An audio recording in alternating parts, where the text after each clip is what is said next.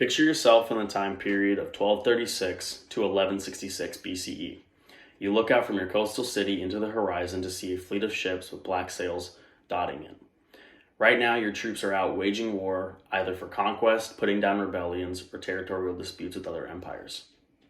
Unfortunately, this is a reality for many of the citizens of the Late Bronze Age.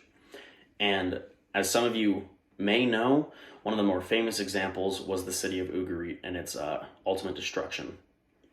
As an avid lover of history, I've always been fascinated by the Late Bronze Age collapse and the impacts it had on following eras, such as right after the collapse itself, maybe 300 years, and then we went into the Iron Age, and then just kind of kept spiraling. So today we will be talking about the origin of the Sea Peoples, their specific roles in the collapse itself, and then their impact on the eras following it.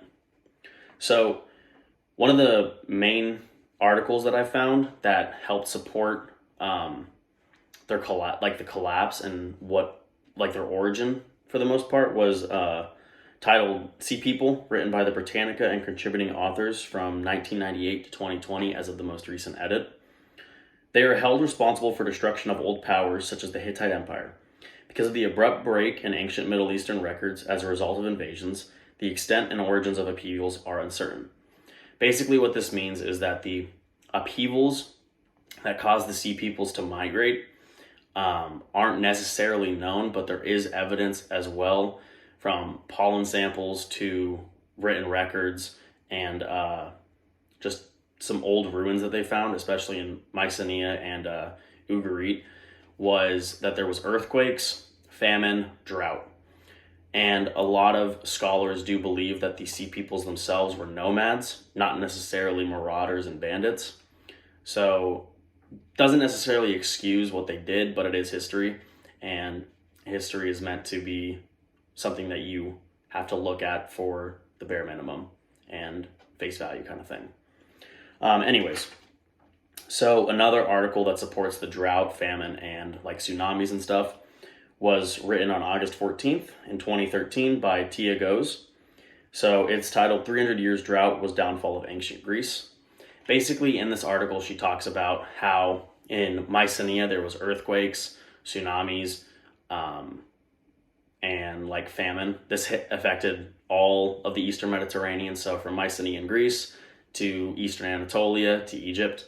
And Eastern Anatolia, for those who are not aware, is ancient, or it's a predation to Western Asia. So it's kind of like, I believe it had it has modern day like Iran and Pakistan. It's just east of Greece.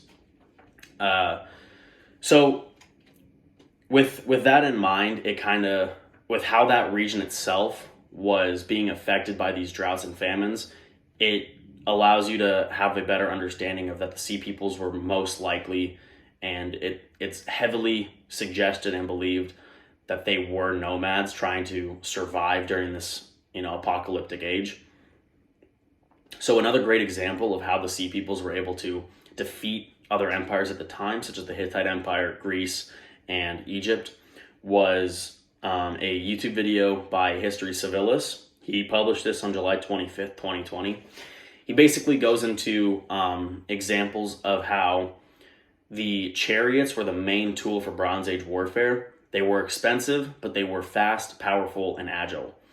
The only downside they had is that they were extremely expensive. So anyone who could catch a chariot off guard and then destroy the inhabitants and the chariot itself, it was a devastating loss to whoever had that chariot. So Sea People's tactics, when they would land their ships, is they would run off, catch any chariots off, and then beat them back. And what this led to was, as of the Medinite Habu description, which shows Ramses III beating the Sea Peoples for the final time at the mouth of the Nile, is they had a huge line. So like Egypt, for example, had a huge line of men and their chariots. And these lines kept expanding to combat the Sea Peoples and their running tactics. They were known as runners. Some people called them skirmishers, but runners are a better term in my opinion. So Another example of the web article, or from the web article, Weapons and Warfare by History and Hardware, published on July 14th, 2020.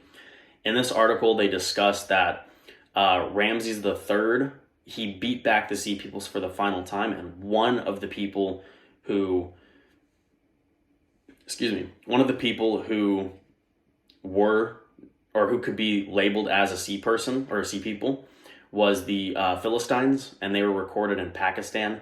Basically, they were sent here by Ramses after he conquered them to kind of keep peace in that area. And it was known that if the Sea Peoples got defeated or captured, they would either become slaves, killed, or they'd be sent somewhere else in the empire. So in conclusion, we have discussed a brief origin of the Sea Peoples,